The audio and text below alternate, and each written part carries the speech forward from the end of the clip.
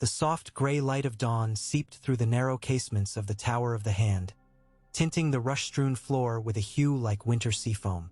Eddard Stark stood motionless beside the long table of polished heartwood. One hand splayed upon an unrolled parchment whose ink was scarcely dry, the other curling tight around the silver pommel of ice. Outside, King's Landing was only just rousing. The groan of turning winches at the mud gate, the distant bray of a baker's horn, the muted clangor of armor as the gold cloaks changed the watch. Yet within these stone walls the air was thick, as though the city were already ablaze and the soot had crept inside to cling to his lungs. For hours he had wrestled with the knowledge Jon Arryn had died for, knowledge he himself had confirmed in secret passages and guarded whispers. The royal children were no true Baratheons, and the rightful heir to the Iron Throne was not the pert golden-haired boy who strutted in crimson velvet but Robert's solemn, taciturn brother brooding upon Dragonstone. The truth was a blade sharper than Valyrian steel, and once unsheathed it would carve the realm in halves. Still, a blade kept sheathed rusts away, and Ned Stark would sooner lose his own hand than let honor corrode. A soft scrape sounded at the door. Maester Pycelle's ravens took flight at sunrise, and Grand Maester Pycelle himself would waddle in soon with some syrupy herbal counsel. Ned unsealed a small vial of midnight blue wax and poured it in a molten bead upon the parchment's fold. He pressed the dire wolf of House Stark into the cooling wax, then breathed upon it once, as if to lend it a fragment of Northman's frost. The letter within was short, as terse as a sword thrust. Lord Stannis, the king's true issue is in peril. Come to King's Landing with all haste and claim your right. By the time you read this, I shall already have set events in motion. Eddard Stark, Lord of Winterfell, Hand of the King. He had written a dozen drafts, longer, pleading, or cloaked in riddles, but each failed the stern bar of Stark honor. Thus he trusted the plain truth, and the fact that Stannis Baratheon needed only the smallest spark to ignite a conflagration. Ned slotted the missive into a leather tube, sealed that too, and bound it with twine. Every instinct begged him to entrust the message to Winterfell's own birds, but the Stark's ravens were dark-winged and easily marked. Varys's little birds would spy them before they cleared the rooftops. Instead, Ned had arranged for a trusted sell-sail, once sworn to Jon Arryn, to carry the letter by horse to Rosby, then by swift galley to Dragonstone. Even Littlefinger could not snare what he never saw. A murmur of movement stirred beyond the door. Jory Castle entered, his rangy frame lean as a drawn bow, eyes vigilant. "My lord," he said, offering a small nod that was half apology. "Ser Barristan has come, requesting your counsel at once." "Has he said why?" "He spoke of the king's hunt this morn. They packed the hounds already." Ned's jaw tightened. Robert's hunts meant wine and flattery, not boar. Each ride into the Kingswood drew him farther from governance and deeper into a haze of skins and laughter.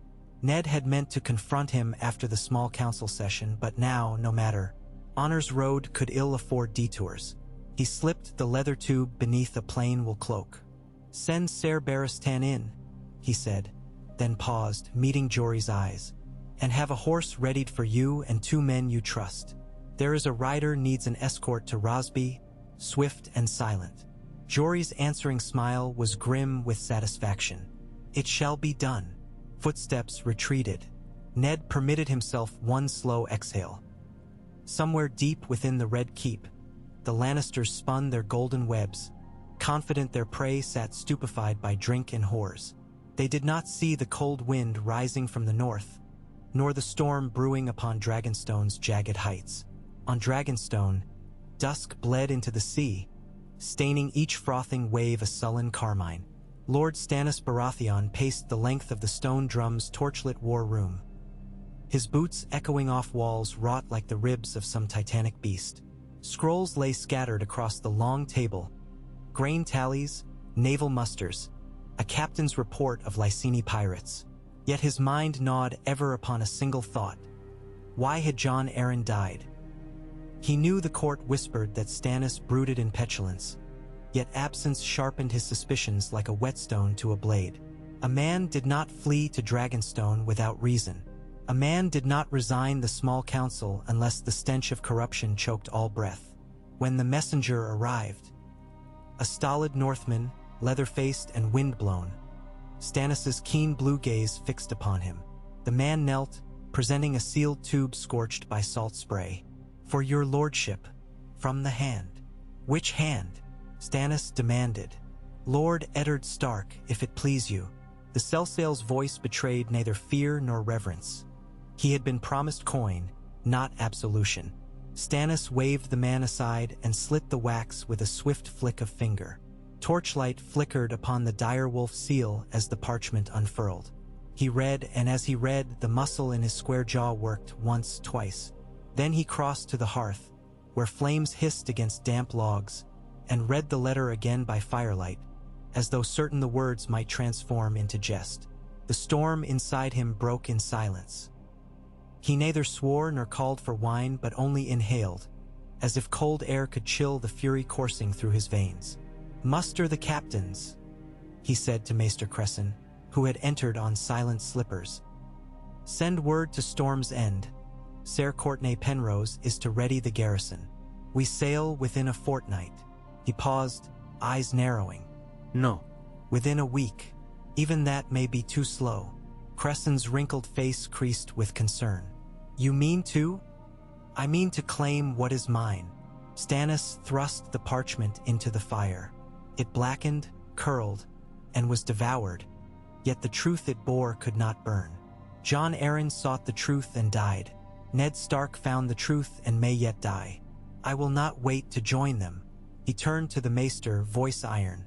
"Ravens will not suffice. I must ride the storm myself." "But the king is a drunkard heedless of peril." A muscle twitched at the corner of his eye. "And if he has been deceived, he will thank me when the deceit is laid bare." "And if he will not thank you?" Stannis's lips thinned to a blade-sharp line. "Then I will thank myself." In King's Landing, the king's party rode southward beneath banners of black and gold, crimson and antlered stag. The morning was already hot, the air humid with late summer, yet Robert Baratheon buelled ahead, sweat darkening the blue silk of his doublet. Alongside him bounded Renly, laughing at some jest Ser Loras had whispered, while a half-dozen Lannister guards flanked the young queen, their crimson cloaks a whispering flame against the underbrush. Ned Stark lingered near the rear guard, refusing Ser Jaime's glossy banter, content to let the clamor of hounds and horns drown his thoughts.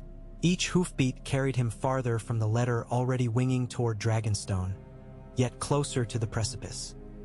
He could almost feel the realm tilt beneath him, as one might sense the deck of a ship listing into storm-tossed seas.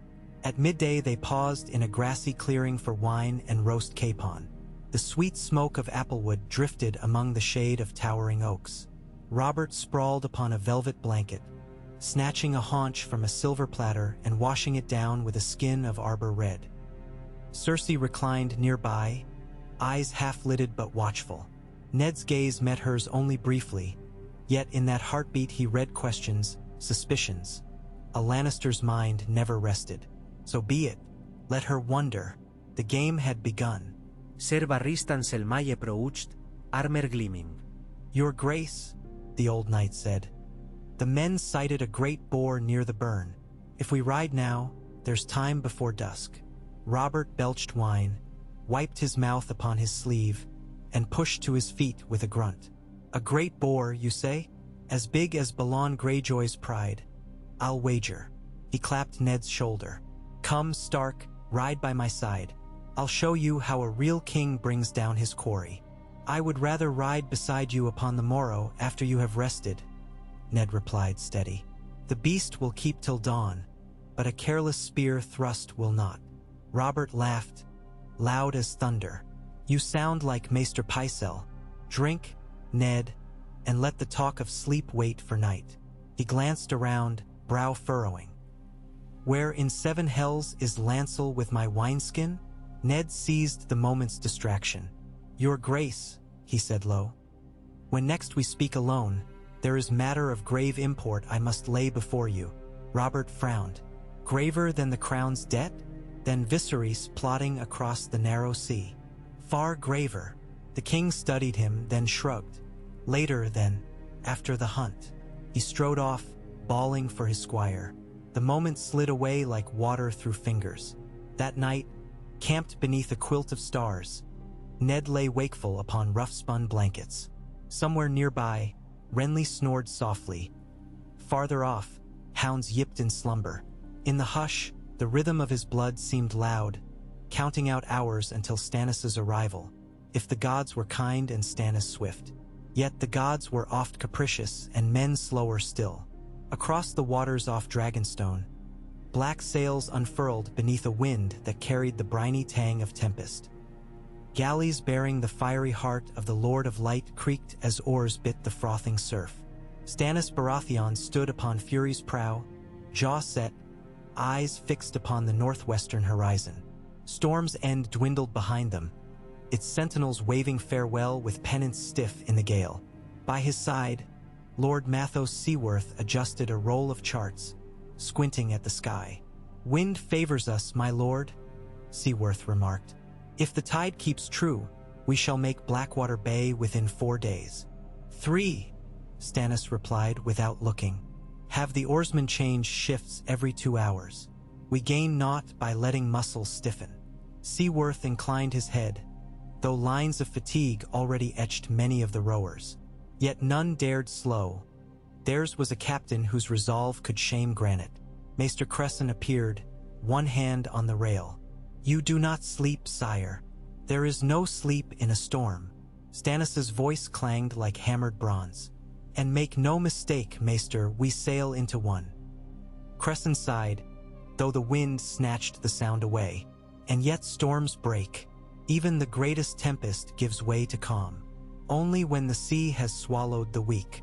Stannis glanced toward Dragonstone's receding silhouette. "Tell the men, no songs. We sail for truth, not glory." Cresson bowed, cloak whipping about his thin frame. As he withdrew, Seaworth risked a sidelong look at his lord. "When we reach King's Landing, what then?" Stannis' gaze hardened, if such were possible. "Then we pry the crown from Lyre's brows and set it upon a brow that bears the weight. And if Lord Eddard's proof is stayed by more than ink, if steel is required." Stannis' lips thinned. "Steel is always required," he said. In the Red Keep, Varys moved with slippered steps through candlelit passages, the faintest rustle of silks announcing his passage like the whisper of rats. Underchambers perched high above the bay. He found Queen Cersei seated beside an open window, listening to night gulls crying over the roiling dark. "Your Grace," the spider said, sinking into a perfumed bow.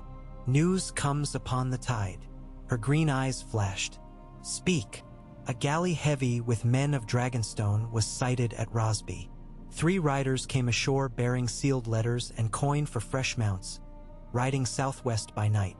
Varys sighed, palms spread in helpless apology. They made remarkable haste, and my birds could but nibble at crumbs behind them. Cersei's fingers tightened upon the window's marble sill. Stannis.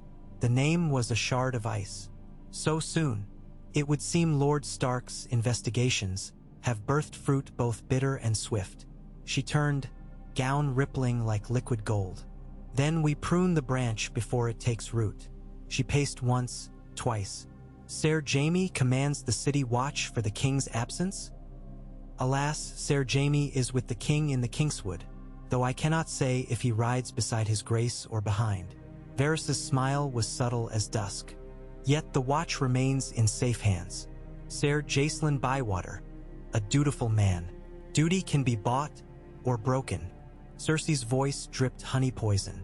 "I will speak with him, and the hand. Lord Stark remains with the king, and his wife, in the Red Keep, awaiting word from Winterfell." Cersei paused, eyes narrowing. "See that Lady Stark receives every hospitality, but limit her freedoms." She traced a fingertip along the windowsill dust. "As for Stannis, send birds to all our loyal houses. Call the banners quietly, under guise of defending King's Landing should the Targaryen girl stir. Let it be whispered that Stannis plots sedition." "As you say." Varys bowed again, robe swooshing, but when he straightened, the flicker of torchlight caught a gleam of something sly in his eyes. "There is one matter more, your grace. Speak." Lord Peter has inquired whether he might be of service in matters of coin and persuasion. Varys's hands fluttered like pale moths. "He claims to hold the city watch's purse strings." "Little finger," Cersei muttered, a curl to her lip. "He'd sell his own mother for a clipped stag." She turned away from the window's draught. "Very well, let him ply his wares, so long as the watch stands with us when the moment comes." "Moments are fragile things," Varys murmured, and took his leave with a flourish.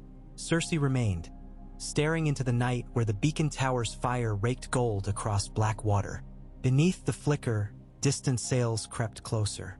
She felt the chill of prophecy coil round her heart, the old witch's words echoing from childhood. "Another, younger, more beautiful, will cast you down and take all you hold dear." Once, she had thought the younger queen must be the silver-haired girl across the sea.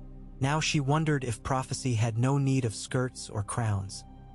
Only a righteous man, gaunt and grim, come on a tide of salt and smoke.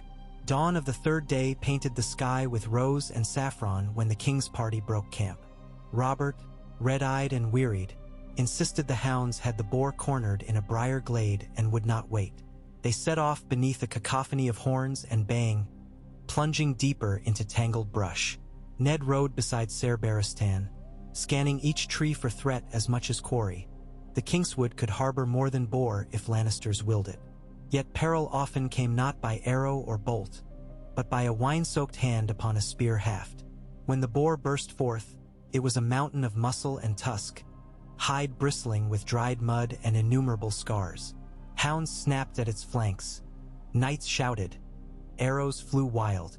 Robert spurred ahead, bellowing with battle lust, spear leveled. The beast veered, charging through scrub that shredded Ned's cloak. A horned head lowered, a crunch of breaking brush, and the king's horse reared, shrieking. Robert's spear struck, glancing off a rib. Tusks slashed the stallion's belly. Horse and rider crashed amid bloody foam and shrilling steel. Ned's shout died on his lips as he leapt from his own mount, ice half-drawn. Ser Barristan vaulted from saddle to ground, shield interposed between boar and king. The beast wheeled, spurts of crimson painting its flanks where the spear had entered, yet still it charged. Barristan's shield shattered under the impact, but the old knight thrust upward with his sword, goring the beast's throat. Thrashed once, twice, and fell. Robert groaned, pinned under his dying horse. Blood pooled, dark and glistening. Ned crouched, heaving the stallion's weight aside with Barristan's help. The king's leg was crushed, torn where tusk had rent flesh. Yet worse was the jagged gash along his thigh, perilously close to the groin, a wound that spilled bright arterial red. "Hells?" Robert gasped, face chalk pale. "That bastard got me." Maester Sandor, summoned from camp, pressed cloth to stanch the flow. "We must return to the city. Quickly." Robert laughed bitterly, though breath hitched. "I'll keep. Wine will stitch me." But Ned saw death glimmer behind the jape. If Robert died before Ned's proof reached court, the realm would be Cersei's to shape. Tommen crowned at her whim Joffrey regent, and Stannis' claim would be called treason. He rose, turning to the knights clustered around. "Ser Barristan, Ser Rabar, make a litter. Ser Meryn, ride ahead and ready the maester's chambers." He met Barristan's eyes. "We ride for the city with all speed. The king's life hangs by a thread." Then he looked upon Robert, and the king's gaze answered, both pleading and proud. "Tell me, Ned," Robert hissed, pain sharpening his voice. "Tell me the matter you would share." Ned hesitated, glancing at the ring of Lannister's sworn swords. "Not here. Not with so many ears. When we reach the city, my friend, I will tell you all. Swear it." "I swear." The litter borne upon sturdy shoulders rocked as they made for the road. Ned walked beside, eyes taut with an unease no sword could fend. Winds shifted, Clouds massed upon the western horizon. Somewhere beyond sight, black sails sliced toward harbor, and a mailed fist closed about the crown. For nights later, Dragonstone's fleet anchored off the mouth of Blackwater Bay. No trumpets announced their arrival. No banners flapped in moonlight. Stannis' galleys rode silent as shadows, lanterns hooded. Before the first tide turned, scores of booted men fanned across the banks north of the city, seizing abandoned watchposts and scattering curious fisherfolk.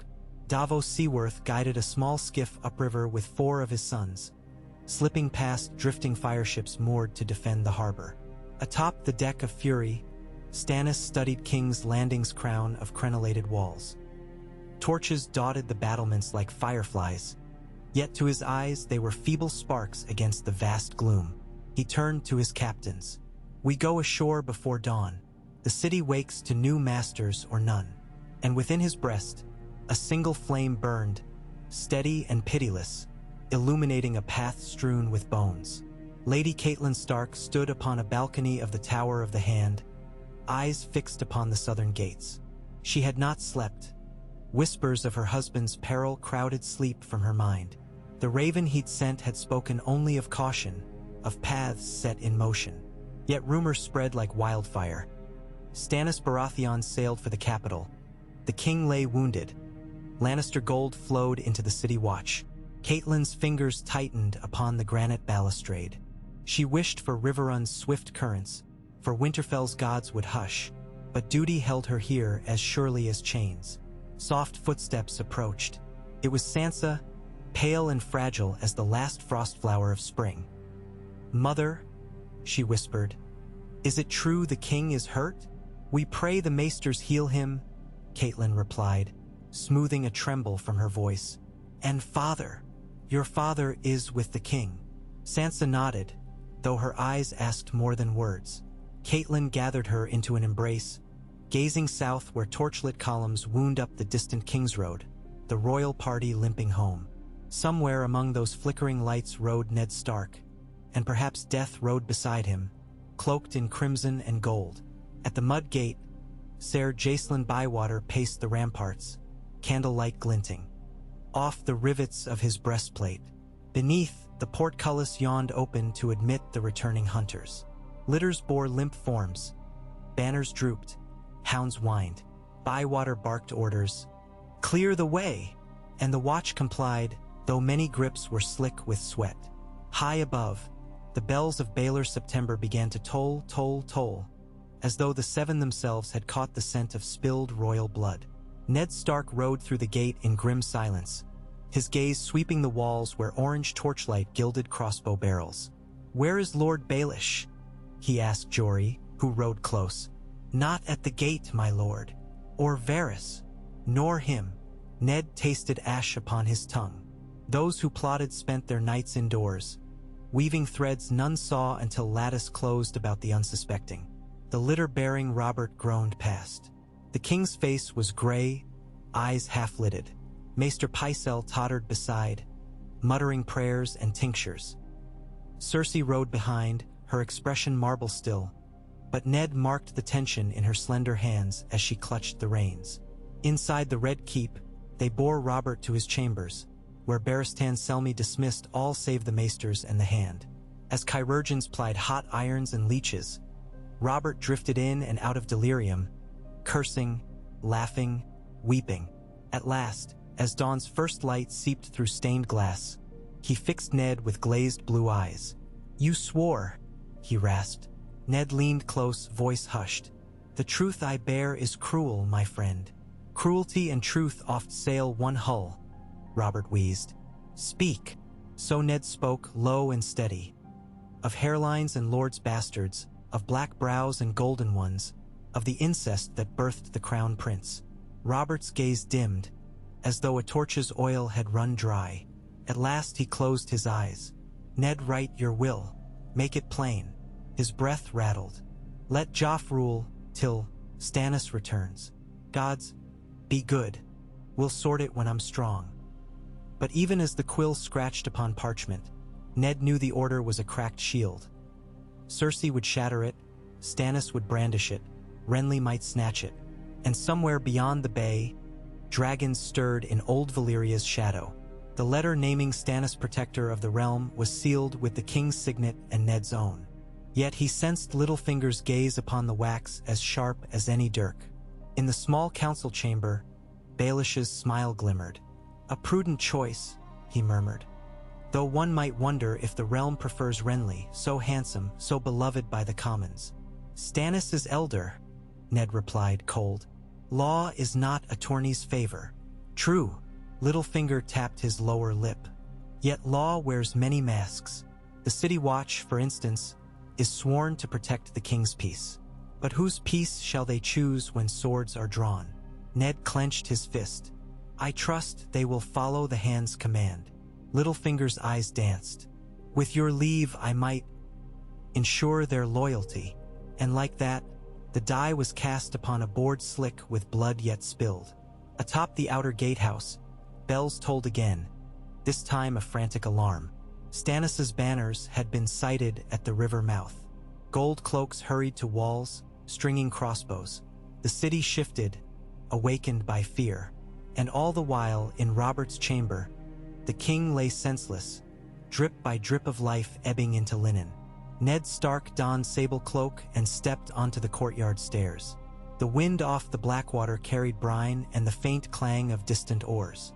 Above him, Thunderhead's mast, rolling like the North's winter fury. He paused, feeling the ancient weight of ice upon his back. Honor is a fine blade, he thought, but even a fine blade may shatter if struck too hard upon stone. He descended, boots ringing upon the steps, into a day whose dawn would decide the fate of kingdoms. Lord Stannis Baratheon rode at the head of his column, black armor lacquered to a dull gleam, helm under one arm. Behind, hosts of Stormlanders marched, shields painted with leaping stags and fiery hearts. At his left, Ser Davos Seaworth guided a pale mare, wary eyes scanning the ramparts. At his right, Maester Cresson swayed in saddle, face ashen. Trumpets did not sound, war drums did not pound, yet a deeper drum beat in every man's chest, the promise of reckoning. As they reached the city's outermost palisade, the gates creaked open, not to admit them, but to reveal the City Watch arrayed in shining ranks, burnished breastplates glittering. At their head rode a slim, well-dressed lord in plum doublet, a mockingbird pin at his throat. Littlefinger's smile spread. "Lord Stannis," he called. "King's Landing welcomes you, conditionally." Stannis reined in, eyes narrowing. "Whose authority do you claim, Lord Baelish?" "The Council's," Littlefinger said lightly. "And until the king recovers, the Regency's." He flicked non-existent dust from his cuff. "Lay down your arms, enter as guest, and we shall discuss your claims. And if I do not, then you shall enter as enemy, and the cobblestones will drink more blood than even your Lord of Light demands." Littlefinger's smile waned. "Choose." Stannis glanced upward, to walls where archers waited, to towers where scorpions hunched, to windows where faces peered like wary ghosts. He turned to Seaworth. "Fetch ink and parchment." The Onion Knight blinked. "My lord, words will enter before swords." Stannis's gaze never left Littlefinger. "But make no mistake, swords will follow, should words fail." In the Tower of the Hand, Ned Stark broke the wax upon Stannis's written demand. An audience before the Iron Throne, proof laid bare, the Queen and her children present. Ned handed the parchment to Ser Barristan. "Escort Lord Stannis to the throne room. Summon the small council." He paused. "And the Queen?" Barristan's lined face betrayed no judgment. "It shall be done." He left. Cersei arrived clad in green velvet, golden hair crowned with jade pins, eyes cold emerald fire. At her sides came Tommen, round-faced and bewildered, and Princess Myrcella, fingers twisting in silk. Joffrey was nowhere in sight. When Cersei saw Stannis across the hall, stern and unbowed, she halted, lips curving in disdain. "So the usurper's brother comes at last," she said. Stannis's retort was a blade. "Say the word usurper again, my lady, and the throne itself shall answer." Cersei laughed softly. Threats? In the Red Keep, you've grown bold since Dragonstone. Truth breeds boldness, and lies breed bastards, she snapped before catching herself. Her gaze flicked to Tommen and Myrcella, then back to Ned with sudden venom. This is your doing. I merely carry the king's will, Ned answered. The king's will. Cersei's voice rang, clear as glass shattering. He lies dying because you failed to protect him. And now you conspire with his jealous brother to steal my son's birthright. Your son's. Stannis barked a mirthless laugh. He bears not a drop of Robert's blood, nor do these two innocents you place between us and judgment. Tommen's eyes filled with tears. Myrcella bit her lip. Ned's heart clenched. Leave the children, he said, voice low. They are blameless in this. They are mine, Cersei hissed, casting a glance toward the door where armored shapes gathered. The throne room doors swung wide. Lord Peter entered, flanked by ranks of gold cloaks, the city watch. In their midst strode Janos Slynt, mustache bristling. Peter inclined his head toward Ned. Lord Stark, you asked that I secure loyal swords. Here they are. Ned's voice was ice. They are the king's swords, not mine. Peter's smile was apologetic. Alas, kings cannot direct swords when they lay Abed senseless.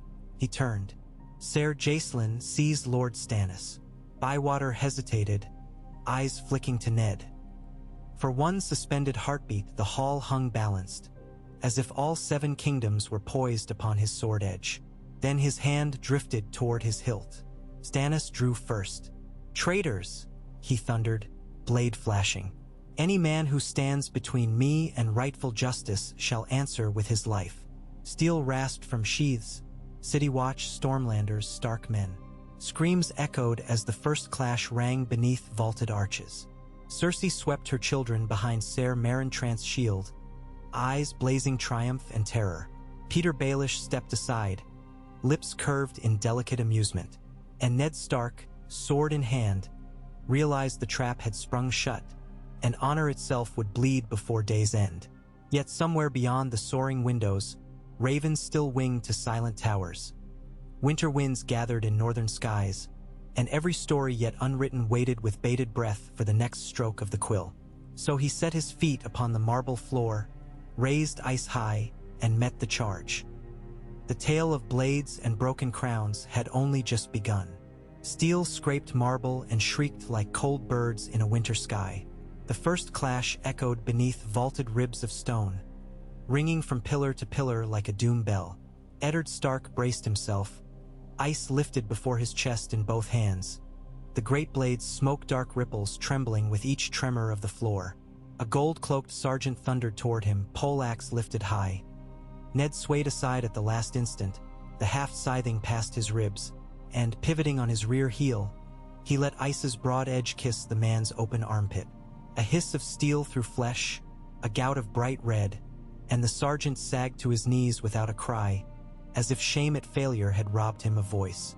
By the steps of the Iron Throne, Stannis Baratheon fought like a black gale, soared a straight gray blur before the patchwork of painted shields that hemmed him in. Lannister men pressed hard, their crimson cloaks whipping in the currents of battle, but each thrust found only the blank face of Stannis's battered half-shield or the biting return of his steel. Twice he should have fallen. Once when a mace head dented his left pauldron so deep the leather beneath split. Again when a spear slid up his cuisse to pierce the joint.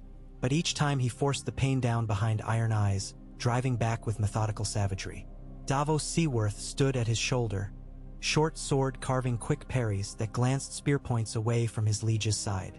Peter Baelish hovered in the lee of a pillar's shadow, cloak immaculate, hands clasped demurely at his waist. His expression was that of a man comparing prices at a market rather than witnessing regicide and civil war. When a stray bolt clattered upon stone a foot from his slippers, he did not flinch. Instead, pale eyes flicked to the gallery above, where crossbowmen in supple leather jerkins fought to win line of sight between the flailing press below.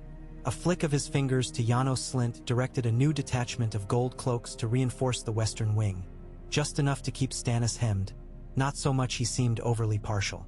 Ned felt the ground tilt again, the same terrible tilting he had sensed on the Kingswood Road as Robert bled into moss. Honor pulled him one way, duty the other, and beneath lay the abyss of failed oaths. Two more watchmen advanced, one slashing high, the other stabbing low. Ice met the top stroke with a clang like a temple bell. Ned's boot heel darted forward, stamping the stiletto thrust offline. He turned his wrists, sending his assailant's sword rebounding, then chopped a short hook backhand at the low man's neck. The helm canted, a spark of iron on iron. The man stumbled away, gurgling. "Hold!" a voice roared. Ser Barristan Selmy waded into the scrum between the combatants, visor up, his weather-creased face alight with fury. "Enough! You stain the throne room with innocent blood while the king yet lives." His sword angled to bar Stannis's next cut. "Stand down, all of you." The years fell from him. For a heartbeat, the old white cloak shone with the terrible gravity of yesterday's legends. Silence did not follow, but a ragged hush, like wind dying in a forest, rippled outward. Gold cloaks lowered blades. A ring of Stormlanders paused mid-lunge. Even Stannis's grim mask faltered, recognition warring with wrath. The Queen's sworn swords, however, did not break. Ser Marentrant kept his shield raised before Cersei and her children, and two more crimson-teethed lions slunk around Barristan's flank. Above the hush came slow claps. Lord Renly Baratheon stepped through the grand doors, emerald doublet flashing beneath white and gold brigandine, a winged helm tucked beneath one arm. Behind him flooded a tide of glittering armor, courtiers of the King's Guard? No, men in green and gold, the Rainbow Guard of Highgarden, 20 strong, Ser Loras Tyrell at their head, long hair bound by a ribbon the color of new leaves. Wild rose fragrance drifted from their cloaks, at odd discord with sweat and iron. "Intriguing," Renly drawled, descending the aisle between sundered corpses. "I leave the city a fortnight," he lied. It had been but 10 days. "And return to find my brother's hall a butcher's yard."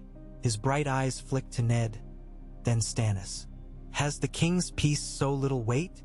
"Robert's peace lies bleeding in his bed," Stannis growled, "while vipers coil upon his throne." Renly glanced to the high seat of twisted blades, now vacant but for a single length of golden silk drooping from the arm. "Seems the vipers slipped away. You might have waited, brother. Summoning your storm upon them in absentia is poor theater." Stand aside, Renly, Stannis kommandet. "Your place is behind me, not before." "My place," Renly's smile spread, handsome as summer dawn, "is where wisdom says stand. And wisdom says no man seated upon that throne may rule without the hearts of the people." He flung an arm to indicate the shattered gallery. "From where I stand, the hearts seem undecided." Loras Tyrell stepped forward, long sword still sheathed but hand on pommel. "House Tyrell stands with King Renly." A murmur scuttled through gold cloaks. Some exchanged glances, others tightened grip on spears. Littlefinger watched with lidded interest, as if wagering how many petals would flutter from the Tyrell rose before frost claimed it. Ned felt his pulse hammer behind his eyes. This was madness, 3 claimants and no crown secure.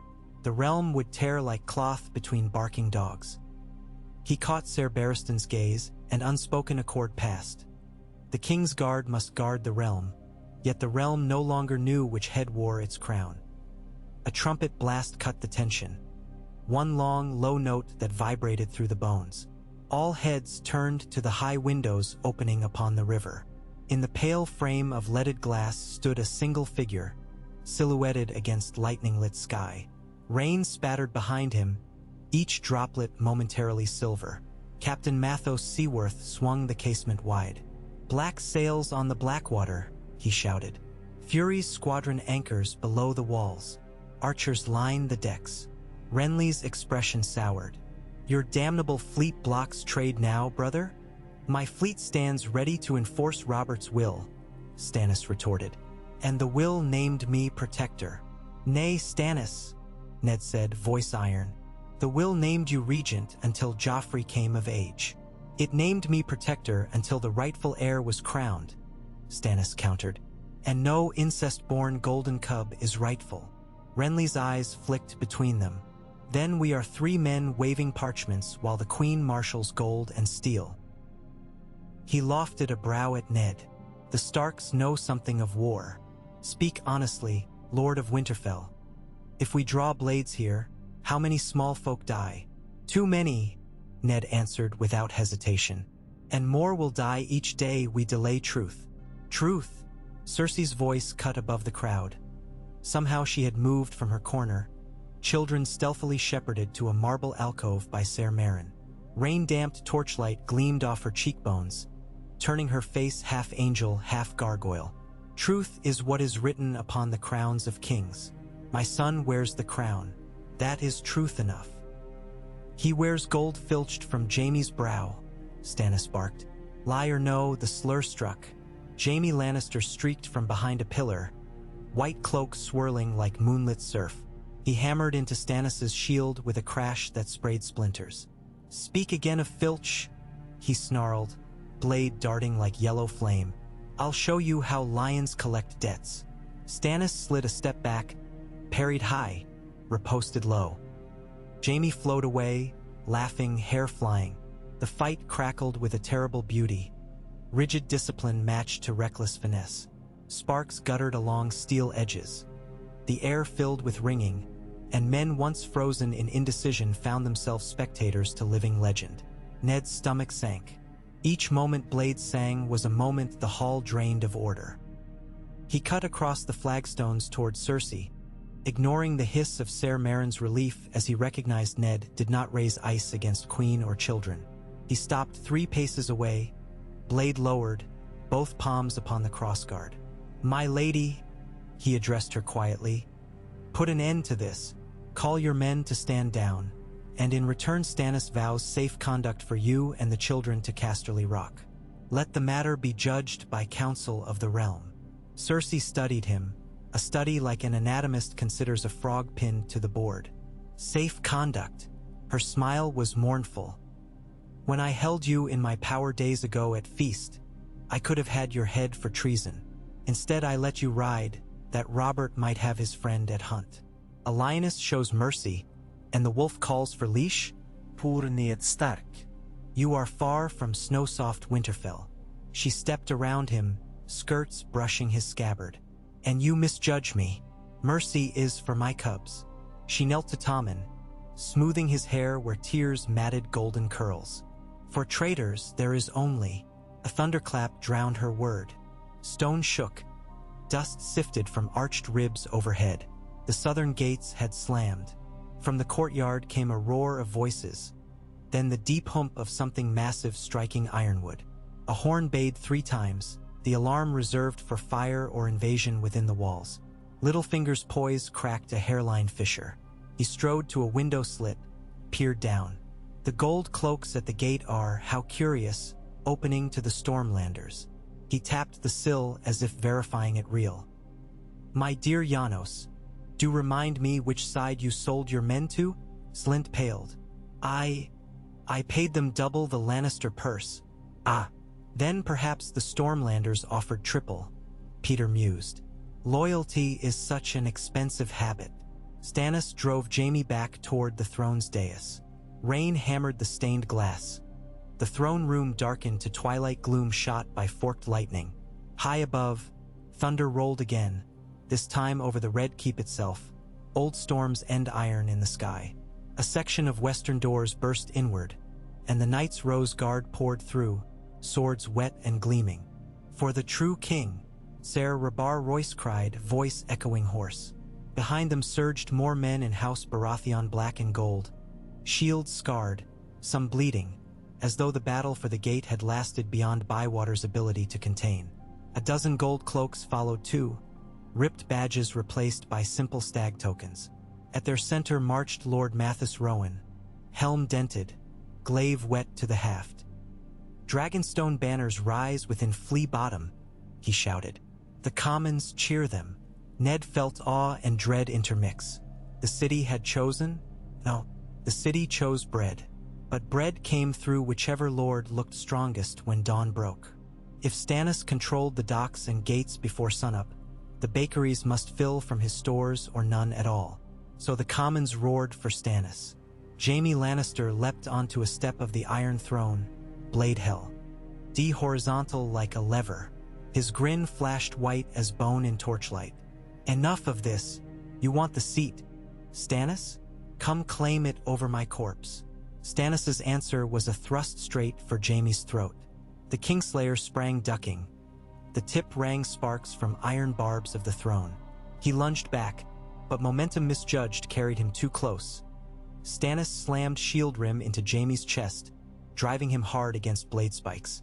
A clang, a gasp. Jaime's golden breastplate caught on one twisted sword, pinning him for a heartbeat. Stannis reversed, hammering pummel down onto the trapped knight's gauntlet. The sword jarred free of Jaime's fingers and clattered end over end down the dais. I never needed style to kill, Stannis growled, sword poised. Only purpose. Cersei's scream sliced the air. Guards! She surged toward the throne, Ser Meryn stumbling to match. Ned saw catastrophe uncoiling. If Stannis slew Jaime before half the court, a river of Lannister vengeance would drown them all. He sprang, intercepting Cersei. His left hand caught her forearm. His right raised ice crosswise between her and the dais. Do not, he warned, voice low, or all 7 kingdoms burn. She trembled, not with fear but rage so white-hot it chilled. Let him burn then, she whispered. Let them all burn. Behind Ned, Jaime's laugh cracked, raw but undaunted.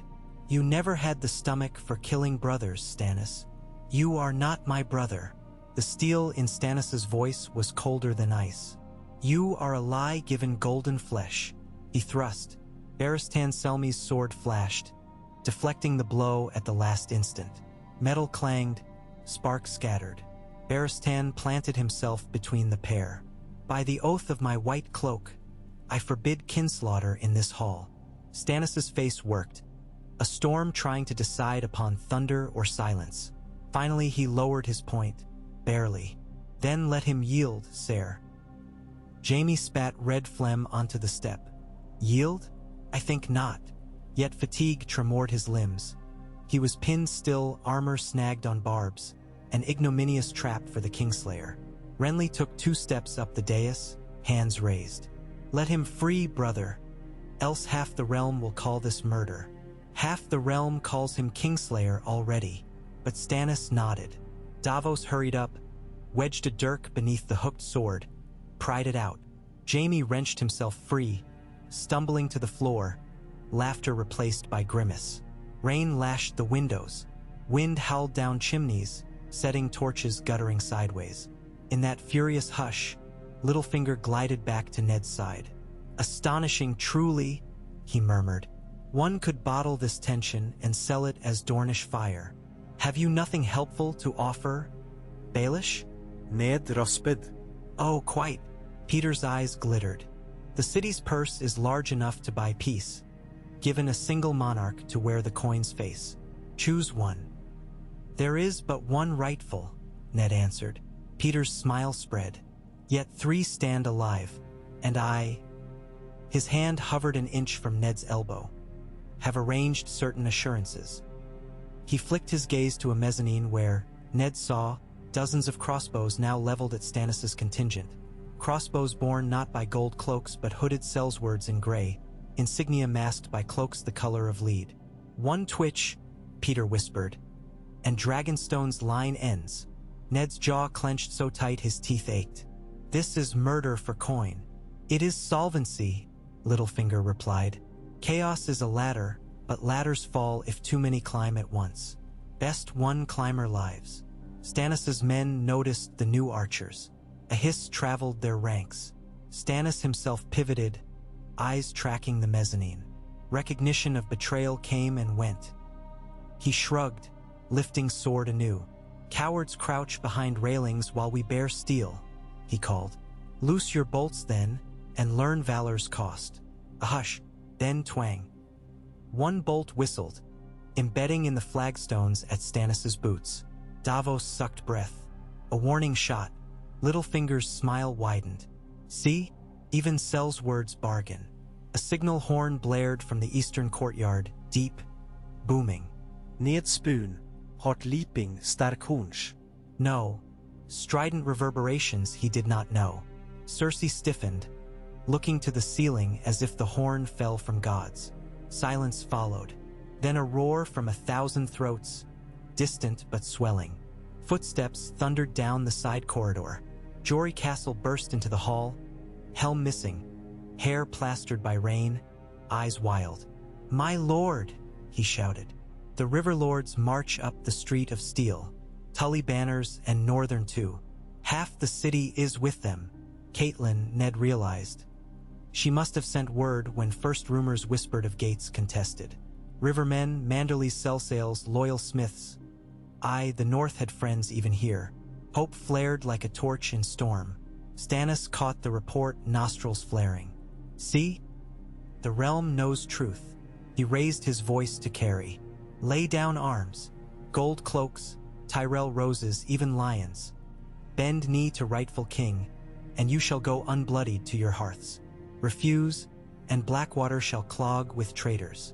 Renly's laugh tinkled brittle as a glass goblet cracked by frost. Rightful by parchment, perhaps. He drew his sword with a flourish too quick for eye. Beloved by none. I think not, brother. Ser Loras unsheathed in echo, steel whisper answering steel. Rainbow cloaks flared. The Tyrell line glided closer to Renly, forming a trefoil shield wall radiant with heraldries of red rose, white lily, golden banded bees, and black-seeded pomegranate. Eyes darted. The hall groaned under weight of converging hostilities. One spark, Ned thought, and 10,000 will burn before winter falls. He stepped onto the dais, between Baratheon brothers. Rain soaked him from the broken roof vent. Water beaded across ice's fullers. "Hear me," he called, pitching voice until it cut the turmoil like a horn's cry. "Robert yet lives. Until he breathes his last, none here holds lawful crown. Put blades away and form a council to hear the truth. Or, by the old gods and the new, Winterfell will mark each name responsible, and we shall come for you in the snows." Silence spread, heavy as frost. In the hush, each man saw the wolf's head wrought upon Ned's sword. Cruel, implacable, unafraid of southern sun or Lannister gold. Thunder grumbled, and the torches sputtered low. A child's sob broke the stillness. Tommen, weeping openly into his mother's skirts, little shoulders heaving. Myrcella clung to Cersei's other side, eyes huge with terror. The sight of weeping children before drawn steel banished. For a breath, the glamour of banners and blood. Men looked at one another and saw not shields but orphans waiting behind each helm. Renly's sword lowered first. 5 hours past sunrise, the bakeries fire their ovens, he said quietly. The city wakes expecting bread, not ruin. Evil yelled till dawn. He slid the blade fully home into scabbard. At dawn we meet upon the Dragon Pit field, each with 3 companions chosen. We discuss terms while the realm watches. Should terms fail, let single combat decide. His gaze cut to Stannis. Brother against brother. Our swords, not their bodies. Stannis's jaw flexed.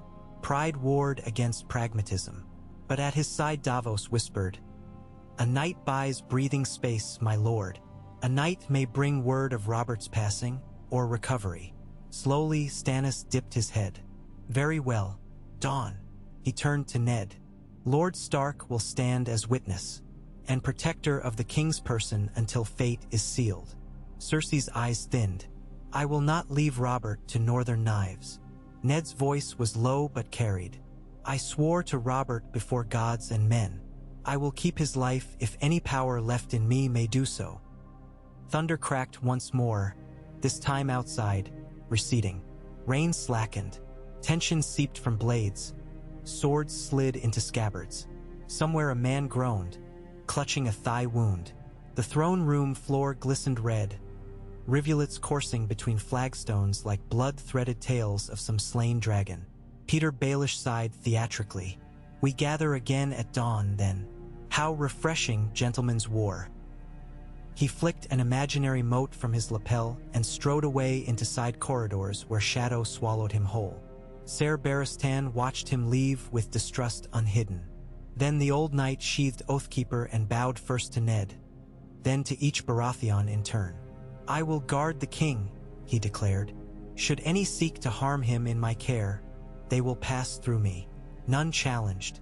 Perhaps, Ned thought with weariness, the last honor in the hall belonged to a knight far older than any present scheme.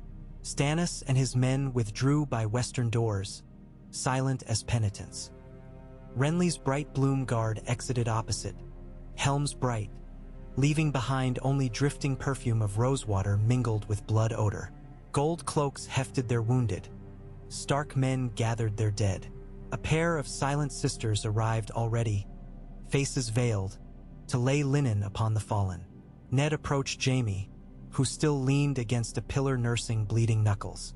The Kingslayer met his gaze with rueful amusement. "Tell me, Lord Stark, was this your plan all along? Save me that I might behead your true foe come dawn? I could never abide Renly's cologne." "You're alive because I do not slay helpless foes," Ned answered.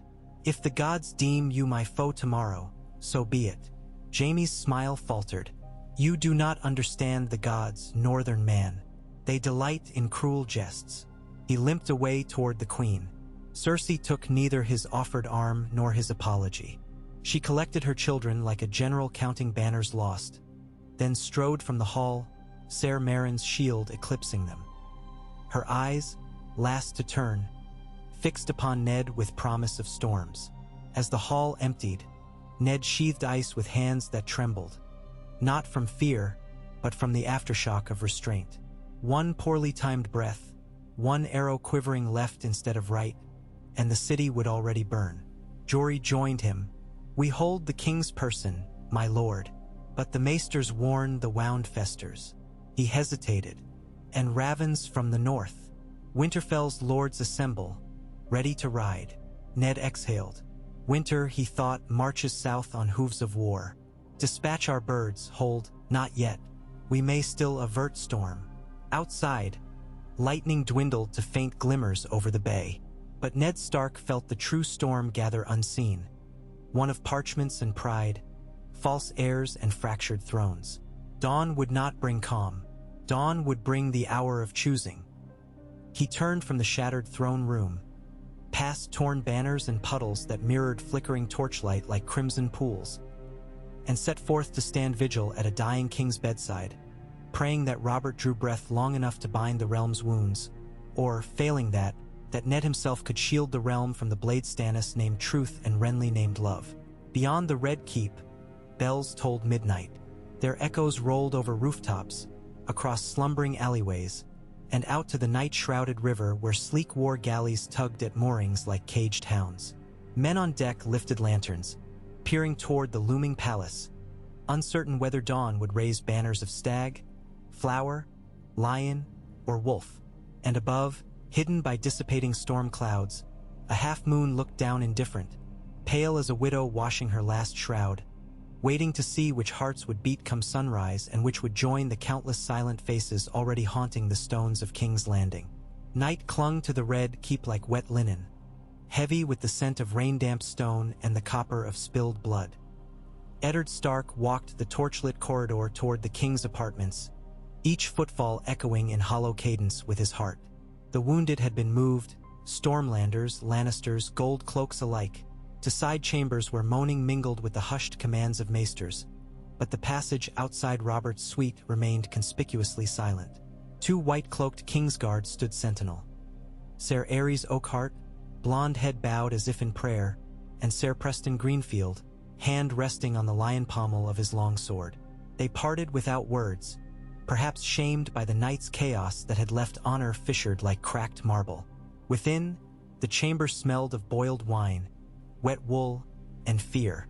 Robert Baratheon lay upon silken pillows, cheeks gaunt in lantern glow, beard flecked with dried spittle.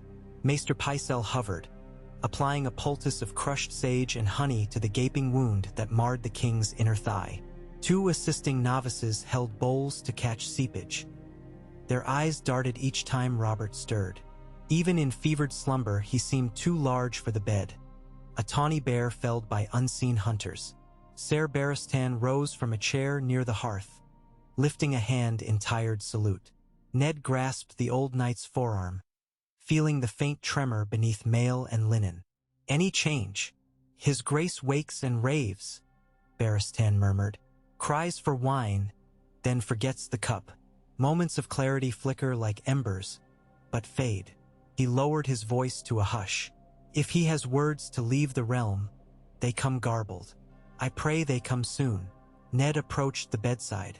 Robert's eyelids fluttered as if sensing his friend. Ned, he croaked, dry lips cracking. Spears, gone mad. My leg hurts. I am here, Ned said softly. He wetted a cloth in cool water and dabbed Robert's brow. Rest now. Dawn draws near. Dawn, Robert whispered. I will hunt at dawn. Fear the boar.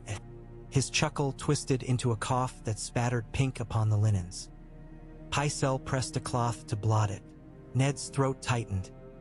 He remembered laughter by Winterfell's hearths, the crash of Robert's hammer at the trident, oaths sworn beneath the summer sky. To lose him like this, slain by tusk and treachery both, seemed more cruel than war. He bent near. Tell me what you would see done, my friend. Robert's eyes opened, glassy but searching. Keep realm whole. His fingers fumbled, seeking Ned's wrist. Promise. I promise, Ned breathed, though the words felt brittle. An hour passed in the soft rasp of whetstones, Barristan honing blades against phantom threats, and the muted scratch of quills. Ned drafted messages to Winterfell, to Riverrun, to the Eyrie. He set wax and seal by each, yet dared not send. Ravens that flew tonight might be shot from sky by Lannister arrows or twisted to serve Littlefinger's schemes. Instead, he locked the scrolls in a cedar casket under Barristan's watch, praying sunrise might unveil clearer paths. When he emerged from the chamber, candlelight along the corridor had thinned to faint orangish halos, harbingers of the gray-blue that seeped from arrow slits in the eastern wall. Dawn approached, with it the parley at the ruined dragon pit. Ned knew every step he took from here might trip the city into chasm. He turned toward the Tower of the Hand, intent on brief counsel with Catelyn, but as he reached the stairwell, footsteps pattered behind. It was Varys, robed in dove gray, hands steepled before a chest as soft as bread dough. His powdered scent masked the corridor's blood odor. Lord Stark, he cooed, voice feather-light. I would crave a moment. I scarce have one spare. Then I beg half. Varys glanced upward, as though mindful of listening rafters. The queen sent riders in the darkness, swift pigeons sailing the king's road, faster than ravens could. Should they reach Casterly Rock, Lannister banners will race south within a fortnight. Let them ride, Ned said, weary. Stannis' fleet blocks the bay, and the river lords hold the river roads. Lannister steel will find no easy entry. Varys' painted brows lifted. Your northern optimism warms me, yet lions bound do sometimes leap the highest. He coughed delicately. Might a humble eunuch suggest an olive branch? Cersei's love for her children may prove her sole tether to civility. Guarantee their safety, perhaps, in exchange for her withdrawal. She had that guarantee last eve, Ned replied, and spurned it.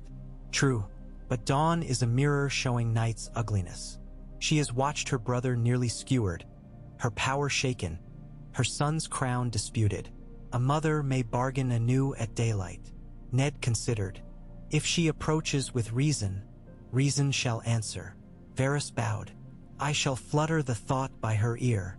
He retreated, slipper silence already swallowed by distance. Ned watched him vanish and wondered which side of the blade the spider intended to land on when it fell. He climbed to Catelyn's rooms. She was armored in boiled leather over a russet gown, stark direwolf brooch pinned high. Dark circles ringed her eyes, but her shoulders straightened at his entrance. How fares Robert? Dwindling, Ned admitted. Yet he clings. She exhaled. If the king dies before noon, the parley will become coronation or carnage. Aye, he told her of Varys' counsel. She paced, fingers nodding. Cersei will not yield unless pressed. I fear she believes Lannister gold buys every sword. Not every, Ned answered, thinking of Stormlanders, Riverlords, and Northmen soon to ride, but enough to stain the streets. They embraced briefly, wordless. Then Ned descended again, gathering his guard, Jory Castle, Hallis Malin, Tomard, and 100 Northmen who had ridden south with him months ago. Faces lean with worry but resolute. Outside the Red Keep, dawn spilled pearl and rose across clouds still bruised from storm. The street of steel glimmered with puddles reflecting tower shadows. Bells rang prime as Ned's company marched southwest toward Rhaenys' Hill, where the massive shell of the dragon pit loomed, charred vault broken by time, now chosen as neutral ground. They passed markets not yet opened. Hawkers shoveled water from stalls. Citizens peered from doorways, some cheering, some cursing, most wary. Children scampered after the column until scolded by mothers. Ned saw fear in every glance. These folk had survived Aerys' wildfire whispers and Tyrell siege. They knew how swiftly High Lord's games turned people into cinders. At the base of the hill, a broad plain spread where grass had overgrown shattered paving. Banners studded it like game pieces. The crowned stag of Baratheon in 2 shades, one black on gold for Stannis, one golden crowned on green for Renly. The dire wolf of Stark near the center, the golden lion fluttering above a cordon of red and crimson. And, scattered between, sigils of minor houses drawn by oath or gold, Rowan's red oak, Estermont's sea turtle, Fossway's green apple. An amphitheater of men ringed the field, Stormlander spears, Reachmen halberds, gold cloaks uncertain which cloak to dawn, and common folk scaling crumbled arches to gawk. Yet at the agreed inner circle only 6 standards planted, like spokes about an unseen hub. Stag, rose, wolf, lion, and Kingsguard white. Around them a gap of 30 yards formed an arena. Ned rode through the parted ranks with Jory bearing the Stark banner. At the circle's heart waited Stannis, black armor freshly scoured, but still dented from last night. Beside him stood Davos in a plain leather jerkin, and Maester Cresson clutching a parchment scroll, the letter Ned had sent. Renly approached from opposite side, radiant in green enameled breastplate, with Ser Loras and Lady Olenna's nephew Lord Garland as companions. Cersei remained away. Instead came Jaime in gilded plate, face pale beneath careless smile, flanked by Kevan Lannister and Grand Maester Pycelle. For the crown, Ser Barristan wore snow-white brigandine, helm under arm, king's signed while tucked in belt. Trumpets sounded once. Hush fell like draped velvet. Ser Barristan addressed them all. Lord Eddard Stark, Hand of Teach, E-King stands witness to this council. Let each speak in turn, no blade drawn. By the gods' grace, let us leave the field whole. He gestured to Ned. Ned inclined head, then swung from the saddle, boots sinking into wet grass. Lords and knights, my words are plain. King Robert Baratheon lives yet but weakens. Upon his own signet, he named Stannis Baratheon Protector of the Realm until rightful succession determined. I hold his sealed will. He extended the ribbon-bound roll. Renly folded arms. Protector I, but a protector serves the king's heir, and the heir beloved is Joffrey. Beloved or not, Stannis said, voice like struck iron. He is no heir. The line of Baratheon flows black of hair, not gold. I bring witnesses from Storm's End, stewards who served Lord Steffan and recall his 3 sons, each dark as crows. He motioned. 2 gray-haired men stepped forward, faces weathered by sea. Further, Maester Cresson bears letters of lineage studied under Jon Arryn's seal. Cresson coughed, unrolling parchment. Noble lords, I list 9 bastards Lord Robert sired. Maya Stone, Gendry Waters, Edric Storm, and more. All bearing black hair, blue eyes. Rare the seed breaks true to mother's hue. He held up a lock of raven hair beside a painted miniature of Joffrey. Murmurs rippled outward. Jaime's jaw clenched. You forget my sister's Targaryen ancestor who bore silver locks. Colors mix. Yet they do not conjure lion's mane from stag's pelt, Stannis snapped. Renly stepped closer, green cloak trailing dew. Suppose your claim true, still the realm will never follow you. You are stern, joyless, rigid as winter cranefish. Give me the crown and I'll keep peace. Highgarden grain will flow, Dorne will counsel, the small folk will cheer. You would steal my birthright because you smile better? Stannis laughed, but the sound lacked warmth. Cersei smiles. See what came of that. Renly spread arms. The realm needs love, not fear. The realm needs law, Stannis retorted. Love is a puddle that dries. Law is a river that endures. Jaime snorted. And what of swords? Rivers freeze fast when winter comes. Ned raised a hand. Enough. We argue circles while the king's breath shortens. I propose this. Ser Barristan retains custody of Robert. Maester Cresson, Pycelle, and Grand Maester Gorman from Oldtown shall attend him. 3 maesters of renowned skill, sworn to neutrality. Meanwhile, a council of 7 is formed, 1 seat for each faction here present.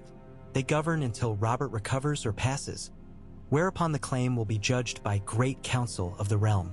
Renly opened his mouth, but Stannis spoke first. A Great Council? His eyes narrowed. Where high lords outnumber right, where coin buys votes. No, my proof stands. Crown me here. Let Robert's last sight be justice. Your proof may sway maids and books, came a mellifluous voice from behind. The circle parted as Cersei Lannister stepped into sun just cresting the hilltop. She wore a gown of cream samite stitched with golden thread, and upon her brow glimmered a diadem set with emeralds. But people follow power. Behind her marched 100 red cloaks, helms bright, halberds upright. She eyed Ned. I come not with blade raised, but with an offer. Stannis' hand crept to sword, but Renly lifted palm. Hear her. Cersei inclined head to Renly, a gesture sharp as a spear. My son Joffrey will wed Margaery Tyrell at midsummer. Highgarden's bread shall feed the north through winter, Oldtown's ships guard the narrow sea, and coins shall pour into every reach. In return, Lord Stannis retains Dragonstone and Storm's End, titles confirmed. Renly shall be named hand once the boy comes of age, and Lord Stark may rule the north as king in winter, free of southern taxes. The realm prospers, civil war avoided. Gasps buzzed. Renly raised brows at Margaery's name. News to him, perhaps. Stannis barked a laugh. You would bribe a wolf with Northman's dignity, and buy a rose with marriage? Joffrey is bastard. His claim void. Cersei's gaze hardened. Say bastard again, and I will feed your tongue to crows. She turned to Ned. Think of your daughters, my lord. Sansa loves Joffrey. She will be queen. Arya enjoys chasing cats. She may chase them through Winterfell's halls forever safe. The mention of daughters struck Ned's heart, but he kept his face stone. Winterfell's safety cannot purchase false crowns. Cersei's smile froze. Then you doom them by stubbornness. She looked to Renly. And you spurn a queen's hand to chase dreams of glory. Finally to Stannis. And you, my husband's grim shadow, will wear a crown of bones if you persist. Stannis' reply was a sword drawn half from scabbard. Sunlight glinted along dull steel. Renly's hand slid to pommel as well. Gold cloaks behind Cersei leveled halberds, their armored feet crunching gravel. Ned stepped between, lifting Ice's flat edge outward, both hands spread. Hold! His voice cracked like thunder in the new dawn. I swore to Robert the First would keep realm whole. I will keep that oath even if you break every other. Stand aside, Stark, Jaime called, unsheathing. This matter belongs to lions and stags. Ned faced him. And wolves eat lion and stag alike when winter starves. He raised voice. People of King's Landing. His words carried across the milling crowd atop the hill, where small folk huddled on toppled columns and broken vault ribs. Do you favor war that burns your homes, or peace that feeds your children? Murmurs answered, scared, half hopeful. He continued, this quarrel will not be settled by armies, so let it be decided by the gods, as was once done in days of Kingdom 7. Trial by 7 champions. Gasps again. Each claimant chooses 6 companions. The seventh is himself, Cersei on behalf of Joffrey, Stannis, and Renly. On the morrow at dawn we meet upon the dragon pit floor. The gods shall favor the just. Stannis looked intrigued. Trial by 7 evoked ancient annalen custom, a test of righteousness. Renly's brow furrowed, calculating. But Cersei's laughter cut through like glass. You invoke extinct right to save pride. She raised a hand to still her men. Very well, I accept. Joffrey is the warrior son of Robert. He shall be champion. I will gather 6 knights whose deeds sing in song, and tomorrow we shall see which stag still stands. Renly inclined head. If the queen dares, so shall I.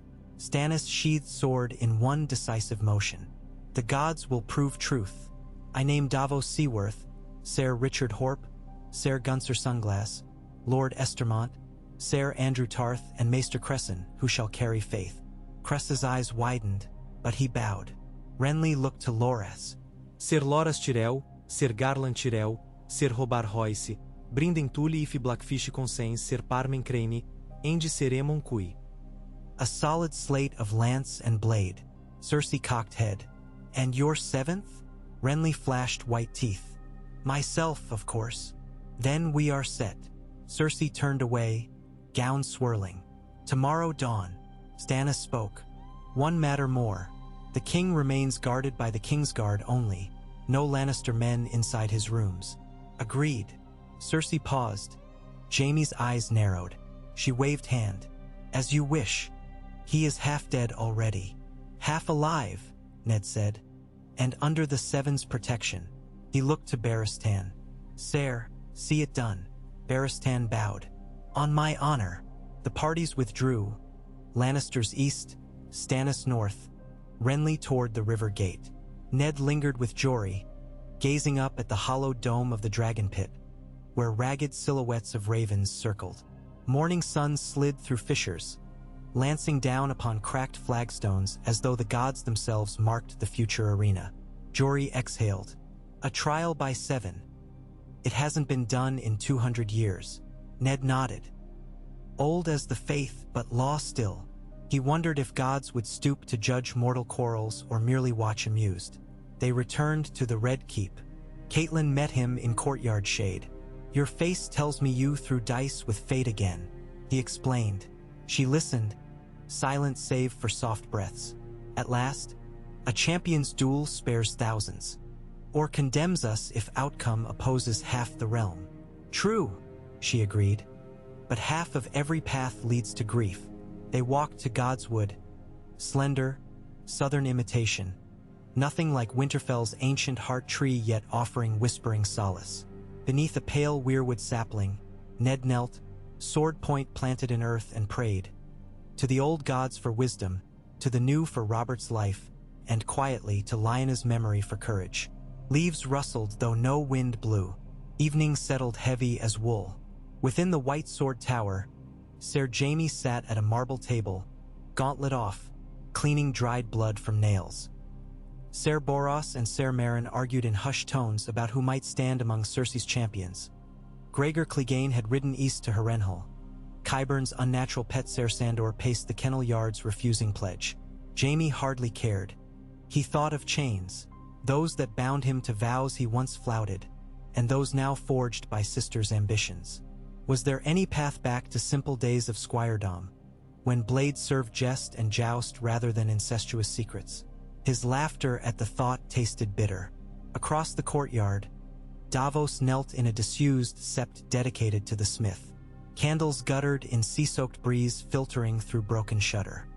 He prayed not for victory, but for his son's safe aboard Fury, for Shireen smiling despite gray scale, and for Stannis to emerge alive whatever gods chose. Behind him, Maester Cresson sprinkled ash upon altar, whispering verses of the 7-pointed star even as he tucked a small crystal vial into sleeve. Milk of the poppy for King Robert if Barristan would allow. Or perhaps, if mercy demanded, stranger drafts. At Highgarden quarters within the Manse of Nightingales, Lady Olenna Tyrell arrived by secret litter, chiding Renly and her grandsons for courting unnecessary blade when politics could slay cheaper. Renly charmed her with promises of future queen petals. Loras argued the chivalric honor. Garland mused on tactical flanking should trial collapse into melee. Olenna sighed. Roses, she knew, would one day rule these thorns, even if petals must first be trimmed with steel. Sunset found Cersei in the queen's ballroom, lone figure amidst marble pillars, the polished floor reflecting amber twilight. She studied her own reflection, tracing finger along diadem's edge. Jaime entered, silent as broken vows, and they spoke in whispers of selection. She listed names: Blunt, Trant, Craighall, Tarly perhaps. Jaime shook head at each, noting skill or loyalty lacking. Finally she whispered another, one she knew would twist Ned's upright spine: Ser Island Payne, the royal executioner. His silence would fit their secrets. Jaime hesitated, then nodded. They kissed once, fierce, desperate, and parted. Ned spent the night sharpening ice upon a whetstone, long strokes that rang in his solar like drawn breaths. He would not fight come dawn, yet ritual calmed. Sansa visited, cheeks pale. She asked if Joffrey would be safe. Ned promised truth would protect all. Arya slipped in unnoticed, observant eyes catching every move. She asked if she could watch tomorrow's combat. Ned refused, but saw her grin, a wolf pup thirsting for adventure. After they left, he whispered pleas to old gods to keep them from harm. Dawn before dawn. Sky steel blue, moon a ghost. The dragon pit field waited, torches lining outer ring casting flickering crowns on champions filing inward. Stannis' 7 assembled first. Stannis at center, flanked by Davos and Ser Richard Horp, Tall Knight, pox-scarred, Lord Estermont, grey mustache, Ser Andrew Tarth, broad-shouldered, Ser Gunser Sunglass, sunburst sigil, and Maester Crescent garbed in chain and robes but bearing no weapon save a heavy oak staff tipped with iron. Renly emerged next, green cloak sweeping dew. Behind him strode Loras in ornate emerald plate, Garland carrying a morning star, Ser Emyn Cuey twirling a flanged mace, Ser Rabar Royce with runed bronze shield, and Brynden Tully, the Blackfish, clad in black-scaled armor borrowed from Riverrun's armory. The 7th, Ser Parman Crane, bore twin knives. Pale horns announced Cersei's faction, but instead of 7 knights, only 5 approached at first. Ser Jaime, Ser Island Payne with grim two-handed sword, Ser Meryn, Ser Boros, and a towering knight in fluted plate the color of old bone. Ned's breath caught.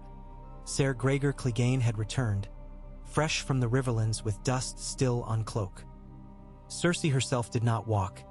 Instead, young Joffrey strode forward wearing a gilt breastplate embossed with roaring stag lion, crown resting askew, face set in brittle arrogance. He would fight. Ned's stomach clenched. The 7th figure followed, a Sellsword captain of Myr, dark-skinned, lethal grace in every step, Ser Jalabar Ho, a gift from Essos.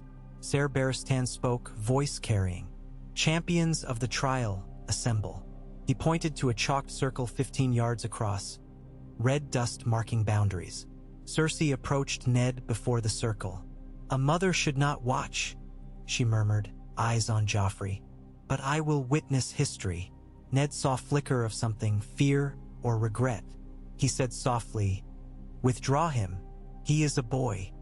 He is a king, she replied, though her voice trembled. She stepped back. The champions entered, forming 3 triads around a central heart of open turf. Barristan lifted a white cloth. When this falls, he declared, the trial begins. Yield is shown by dropping blade and stepping outside line. Death or yield decides. Ned, standing with council of witnesses, Kevin Lannister, Mace Tyrell newly arrived, Lord Hoster's envoy Ser Desmond Grell, held breath. The cloth fluttered down. Silence cracked. Then steel rasped from sheaths, sunlight flaring along edges. Loras and Jaime lunged as one, blades meeting in shower of sparks. Gregor roared, charging Stannis like a war stag, great sword sweeping a murderous arc. Stannis ducked under, shield raised. The blow smashed down, splitting the shield's rim. Davos darted in, slashing at Gregor's knee, but mail and muscle deflected. Estermont engaged Ser Boros, clang of shield on shield. Joffrey lingered at rear, sword trembling. A boy among wolves.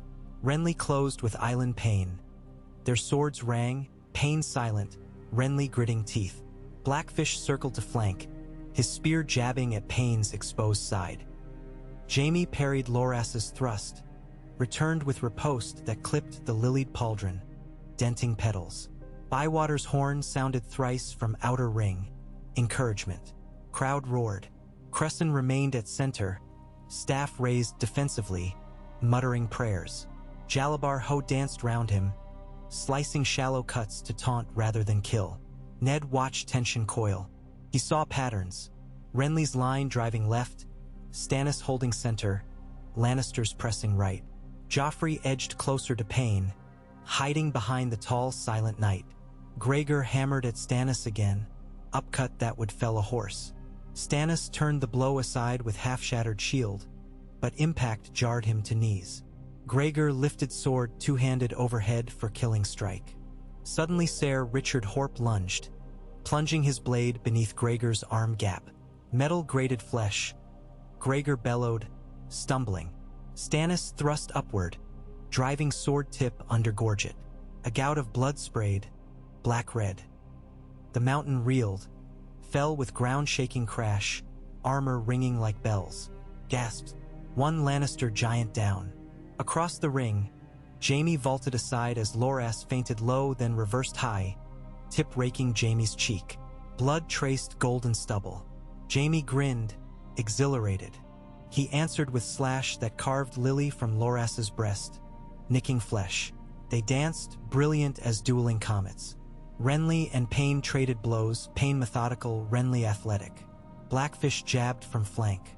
Payne pivoted, blocked spear, but Renly seized moment, stepping inside guard to smash pommel into Payne's visor. The royal executioner staggered. Blackfish swept spear but behind knee. Payne collapsed. Renly's sword hovered at throat. Payne released hilt. Yield. Joffrey yelped, backing. Ser Boros abandoned Estermont to guard his prince. Estermont sagged winded. Davos replaced him. To Joffrey's horror, Maester Cresson advanced, staff level. "Boy," the Maester called, voice echoing with unison of 7. "Cast aside crown. There is no shame." Joffrey shrieked, "I am the king. Kill him." He shoved Boros forward. Boros charged, mace swirling. Cresson raised staff but strength failed, with splintered under blow, snapping his wrist. Before Boros struck again, Parman Crane tackled him, knives flickering. One found gap at gorget, drove deep. Boros gurgled, falling atop Cresson's robe. Blood pooled. 3 down for Lions. Jalabar feinted at Stannis now, seeking quick victory. Davos intercepted, swords ringing. Richard Horp joined, pressing Sellsword with relentless tandem. Jalabar leapt backward, foot catching on Gregor's corpse. He tumbled, Davos's blade poised at chest. Yield, Jalabar gasped, dropping sword. Loras and Jaime's duel carved near Joffrey. Sparks showered the prince. Panic broke courage's thin veneer. Joffrey bolted, crossing chalked boundary. Ser Meryn shouted, "Yield." His grace yields. The trial's law accepted. Only Jaime remained for Lion. He disengaged, breathing hard, seeing peers down. Sweat and blood streaked his face.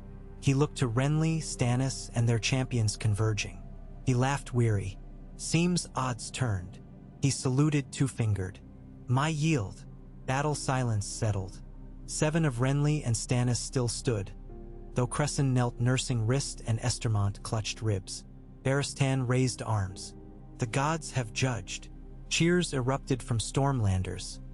Reachmen echoed. Lannisters dragged fallen away. Cersei never moved, hands white on rail, eyes fixed on Joffrey weeping into her skirts. Tears wet her gown, but her face carved in fury. Stannis approached Ned. "Justice at last." Renly interrupted, wiping blade. "Victory shared, brother. Shall we share crown?" Stannis's glare could cut stone. "The trial proved my claim. You fought well, but law is mine." Renly sheathed. "The realm will not follow you.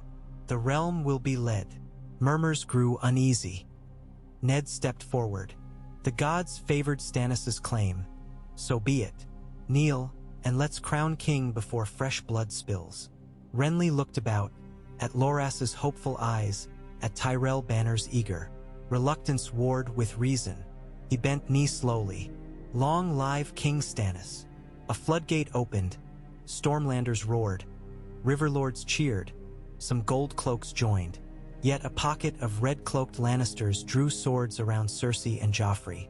Jaime strode to them, placing hand on hilt yet not drawing. He met Ned's gaze across ring. My sister departs with her son. Stannis nodded curtly. They have safe conduct to Casterly Rock. Cersei's lip curled, but chamber of war already shifting. She signaled retreat.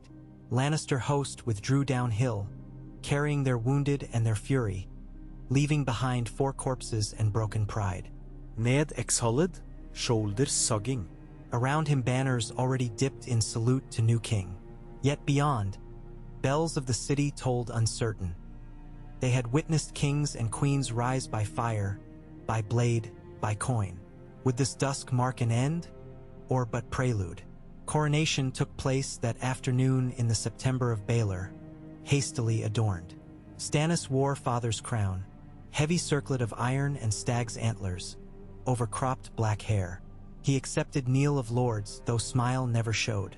Renly stood behind, expression unreadable. Catelyn watched beside Sansa and Arya, the girls awestruck by pageantry but stealing glances to ensure father safe. With crown settled, Stannis turned first decree. Queen Cersei and her children granted ferry passage to Lannisport under truce. Jaime retained white cloak but sworn to never leave capital without leave.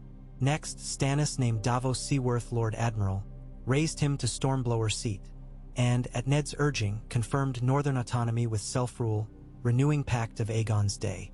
Robert survived to see throne passed. 3 days later he slipped away in quiet of night, Ser Barristan at bedside. Bells tolled black dawn. The city mourned but accepted. Storm's End grain wagons entered. Highgarden shipments promised. Riverlands secured. Lannisters brooded but waited. In weeks that followed, Ned corresponded with Robb, instructing garrisons, preparing for winter. He served as hand to Stannis, reluctant hand of iron, balancing his stern king with measured mercy. Renly governed the Reach, pacifying proud lords. The Tyrell marriage contract dissolved, replaced by alliance through trade. Yet deep in shadows, Littlefinger whispered into cracks left by war. Varys's birds flew still. In Essos, a dragon queen eyed west, and in the far north, winds howled around ancient walls. On the day Ned Stark watched ships bearing Cersei vanish over horizon, he felt chill off the bay. Honor had survived trial by 7, but cost? Children grown wary, friends buried, oaths twisted. He closed eyes, hearing Lyanna's last plea. Promise me, Ned. He had promised Robert to keep the realm whole. For now, promise held. But Winter's promise was eternal. As sun set blood-red, Ned touched Ice's pommel atop battlements of the Red Keep and whispered to the booming sky, "So long as breath remains, I will guard them all." Above, ravens wheeled toward gathering storm clouds, black wings beating cadence of a kingdom's uncertain tomorrow.